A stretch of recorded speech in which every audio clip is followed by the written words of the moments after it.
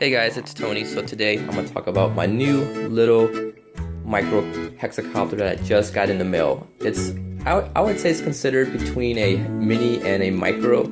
It's a very tiny, or I would just call it the new pocket size class, you know.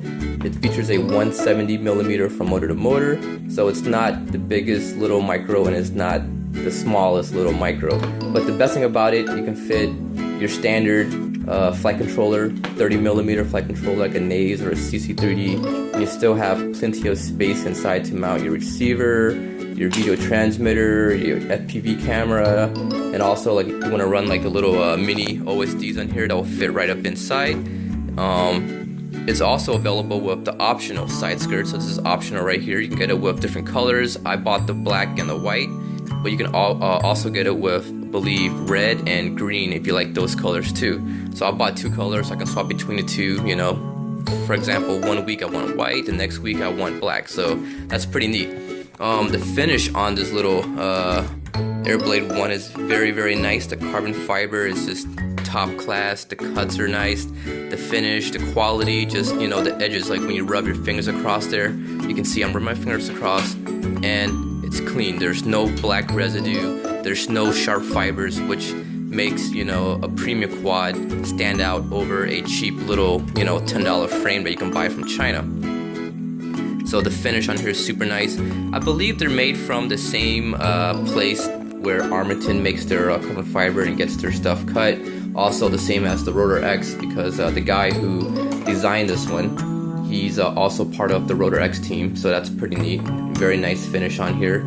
So you can see, got little cutouts down here, so if you want to run your, you know, the optional side skirts, or you can just use the post here. It also comes with accessories, screws. We got standoffs for the flight controller and also some more post here if you don't use the optional side skirts. You can see here, the frame is designed to work with the Rotor X 1104 motors. Swing in their 3-inch props right here, so that'll fit exactly right up in here. You can see in the bottom, we have the flight controller mount on the inside. We have a little cutout here, so when you put your Pico camera or your any kind of small little micro FPV camera, you can just zip tie it in, which is also very neat. You can see here, we have little holes when you run your flight controller. Your motor. You can just run it straight up inside, or I've seen some guys, you know, you can run it down here, put your ESCs in here. So you have multiple ways of mounting your ESCs and your electronics on this frame, you know. You can be lazy, you can put it outside, heat shrink it onto the arms, or you can hide it all up inside because there's a lot of space up in here. I believe it should be enough to fit at least 6 little micro, you know, like a DYS SN 20 amp ESCs up in here. So you have different ways of mounting it, which is very neat. So over here, just to compare the size, I have my Rotor X Raju. This is a 155 millimeter hexacopter, and you can see over here the Airblade is just a little bit longer because the front arms stick out, so that makes it 170 millimeter from motor to motor, or I believe the radius or the diameter of this whole setup right here. You can see there, the Raju is a very nice, beautiful frame, but this is a frame where you need a little bit of experience to actually put this frame together, because you can see it's got a nice wicked carbon fiber canopy on here, but to fit your video transmitter, your flight controller, your receiver, and your camera, and your OSDs up in here, it's a pain in the butt. While the Airblade was designed to make it a little bit easier for a lot of people, as you can see here, it's just a lot easier to mount everything on here. You even have slots cut out here if you want to run your like a little 808 recording camera or the Mobius, you can strap it down. You also have straps up here, so if you want to run your battery on top, you can strap it down, or you can put your camera, batteries down here. Whatever you want to do, you have a lot of different options. So there's not one way to build it, you have more than one way to build it, which is nice. Also too, what I like about the 3D printed side skirts, I can come along and put my LED light back here, like red or white, when I'm flying with my buddies or at night, or just line of sight. You have, you know, lights back here, as you can see. You can also put lights in the front too if you want, so that's very cool. Very neat frame. I believe right now, when I bought this frame, was the pre-order pricing was $45 with $10 for the 3D printed part. So that's very, you know, not too much, not too bad considering the quality of these frames. And you can see it also comes with a battery strap. So let me flip it back over and show you guys exactly what batteries can fit under here. So I have 3 different batteries here.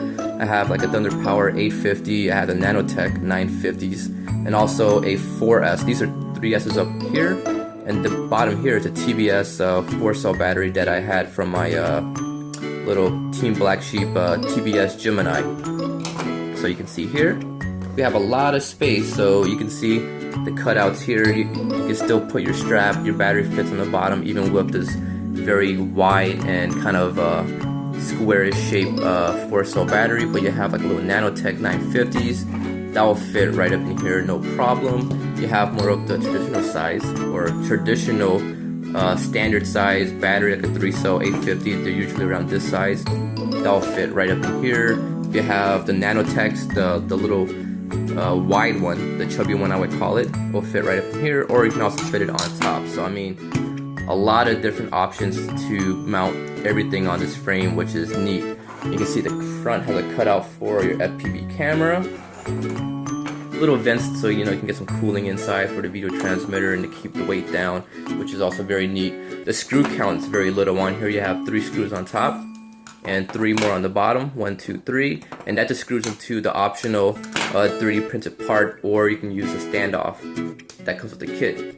So there you go, that was a quick look. When I finish building this one, I have my motors and ESCs on the way. When those come in and when I start, you know, building it and finishing it up, I'll post another update video showing you guys my fully assembled and ready to fly AirBladeOne, and also I'll be posting up some flight videos shortly after that video. So hope you guys enjoyed this video.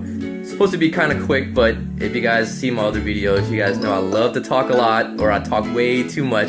So there you go, I'll end this video right here. Hope you guys enjoyed it, and thanks for watching, guys. And remember to check out airblade.com for more info on the AirBladeOne.